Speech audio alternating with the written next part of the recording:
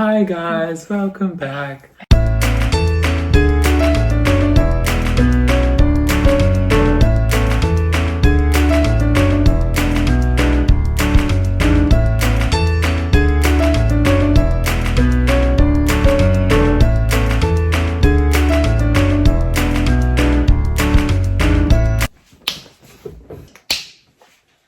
Hi guys, welcome back to my channel. I'm Ryan, this is Brooklyn, and today I wanted to share with you my top 10 hacks for first-time parents.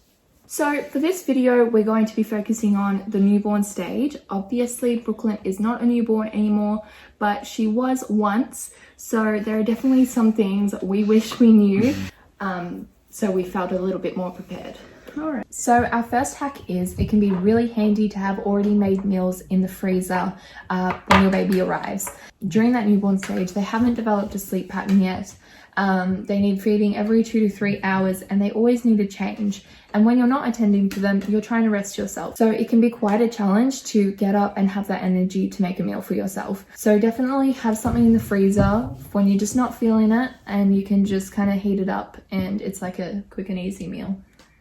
Our second hack is to have those zippy onesies instead of the button ones. It can be really overwhelming during the night when your baby's screaming at you, you're trying to change their nappy and you can barely see a thing because it's dark and you're trying to do those buttons up and you miss a few and then you just start crying and breaking down and it's just the worst night you've ever had.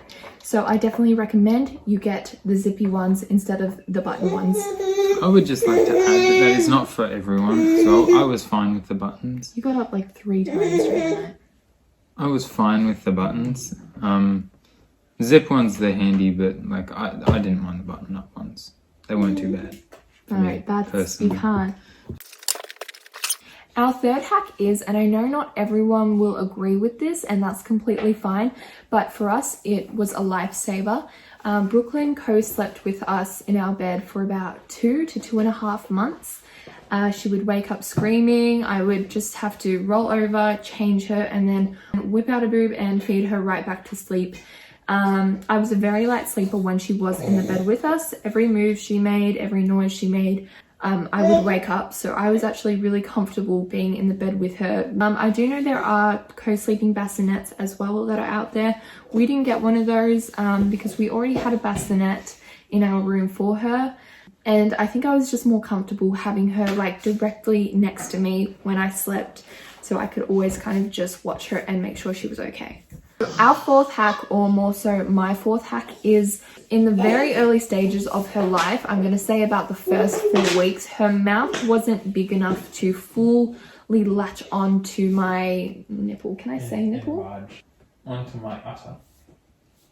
I couldn't just roll over and feed her. I would have to sit up, full on, be wide awake and try and make sure that she latched on properly.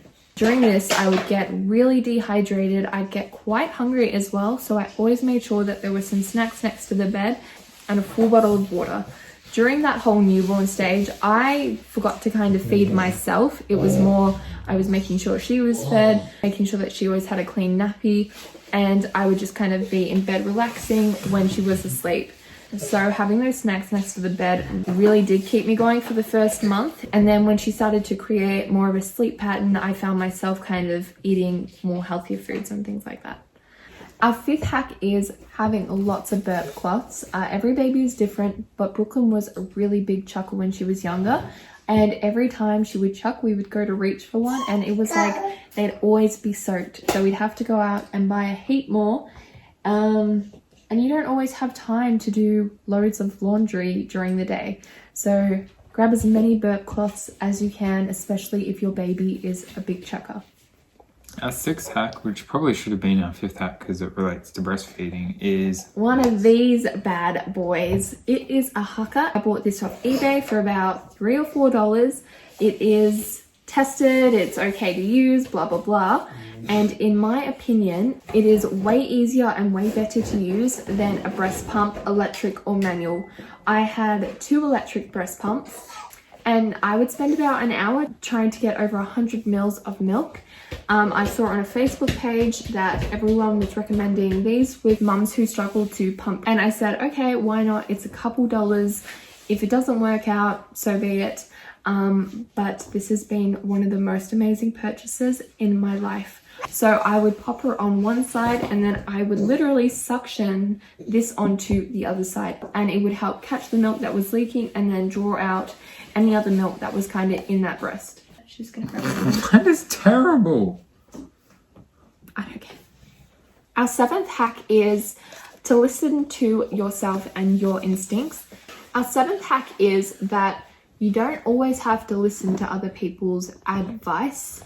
During that newborn stage especially, a lot of people try and give you a lot of advice and it can be really overwhelming.